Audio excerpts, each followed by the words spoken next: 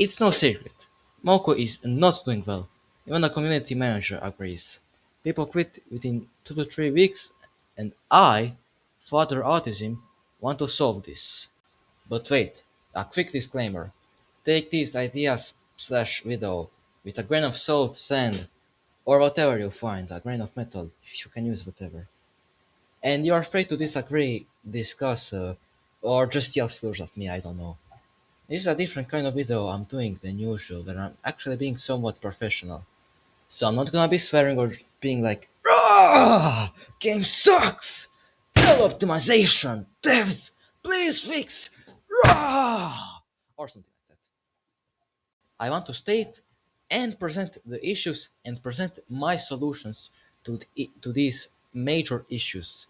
And I do intend for this video to reach the devs, but also the public. Also, I want this to be entertaining because, yeah, there's not really a good reason, but who cares?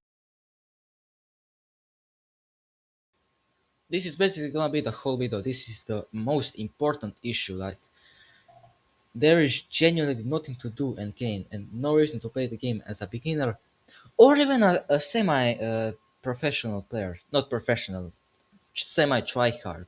Someone who takes the game seriously. Levels don't matter because you can complete the weapon sprints in like 2 weeks max, and the overtime badge is just cosmetics. And the perks thing, where you unlock weapons, well, you don't really need them actually. As a new player, you unlock the speed shot instantly, the headbanger, a guaranteed weapon, and the 3 weapons from the sprints. You can do that even if you don't play the game every day and don't do all quests, even for season 2 and 3. And also a potential weapon or two from the other perks. What I'm trying to say is that new players will not play the game for the chance to unlock new weapons, like in Brawl Stars when you unlock new brawlers. And if they don't play the game for that, then there's literally nothing for them to play except speedrunning, but no. 2 reasons. They don't care about merits, that's just cosmetic, and the speedrunning environment is a bit too toxic for them. No one's gonna play with them, they will get insta-kicked. Also for cores, they're so easy to get, like, also you don't need all max cores, OCR good enough. I want to fix the issue of merits being uses, as I believe this to be very important.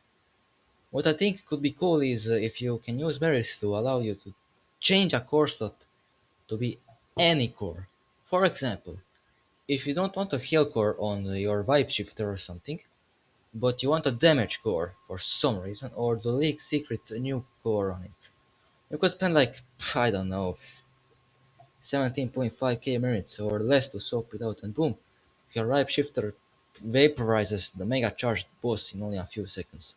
Unfortunately, this is way too broken, not the core but the mechanic. So to compensate, swapping your cores like that destroys 75% of the original core, but only if it's a charged, overcharged or mega charged, as the semi-charged core is simply too weak.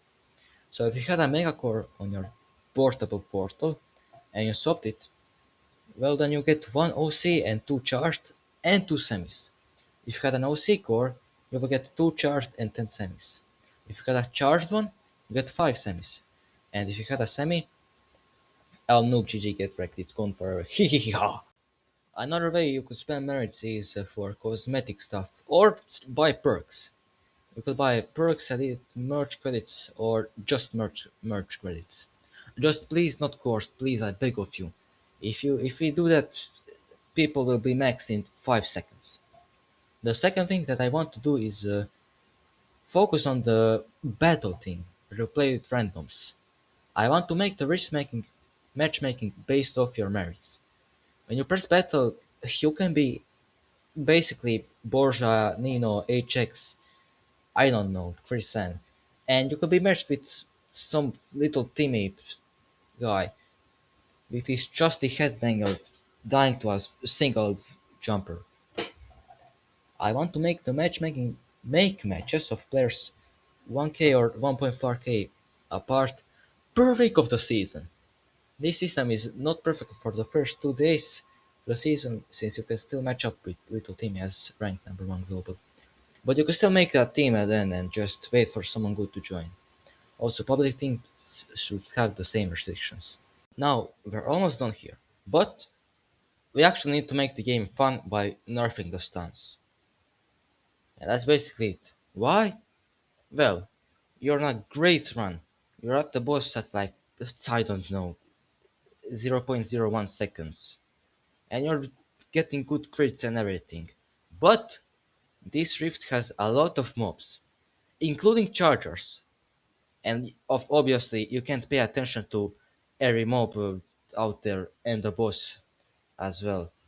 So, off screen, you get hit by a charger and get a mega ultra stun, and you die.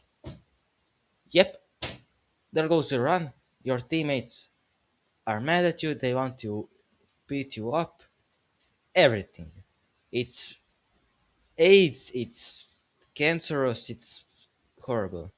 Just nerf the stuns and knockbacks. Knockbacks are also horrible. Nerf them to the ground. Basically, while you're stunned, you can sort a move, or you get your dash immediately when you get stunned. This system relies on playing with randoms, but the player pool is too small for that, so we gotta start player farming. What I mean by player farming is basically promoting the game. You can advertise it on, when you play mobile games and boom, there's an advertisement like that. You can collab with something or get a content creator like, I don't know, Jinxie. But please don't, please no. Basically promoting the game, but I like the term player farming for the tick of it. Regular advertising isn't that effective because it's not something on TikTok ultra mega super stickman runner 3DX HD ultra satisfying TV or something.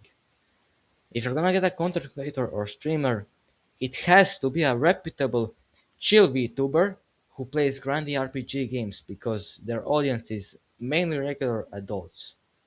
I think. But what I think Moku should do is a collab with a popular family friendly thing which only adults consume. Or themselves. So, fake the game just being global and make a huge deal about it on every social media, but most importantly, every Supercell game. Squad Busters, revive that and advertise more on that. People don't even know that this game even exists, and a new Supercell game is very exciting, but not forever, just for a period of time. But this would actually increase the player pool significantly because some people will stay. And that's basically enough so the player pool isn't some Doritos and bag of pretzels. But if this is basically for that, if this is basically false advertising, just get a stream or something. Or you can do a collab with yourself, but don't just say, "Oh, the game just went global." Ugh. Maybe just advertising normally if you can't say that. I don't really have much more, so here's some content ideas. Quality of life changes. Instead of adding new weapons, which they still should, but at a lesser rate, add new cores and maybe even a new core slot, I don't know. You could add different player name cores for the code. And also remove please, I beg of you, oh my god. Probably stricter chat filter, but shh. Not too strict that I can't say schizo. And maybe a first person mode. That about wraps up everything I wanna say. After making this video, I'm kinda torn between the devs seeing this or keeping it in a basement. But hopefully, if nothing else, maybe this video made you think of a way to improve the game yourself. So, see ya.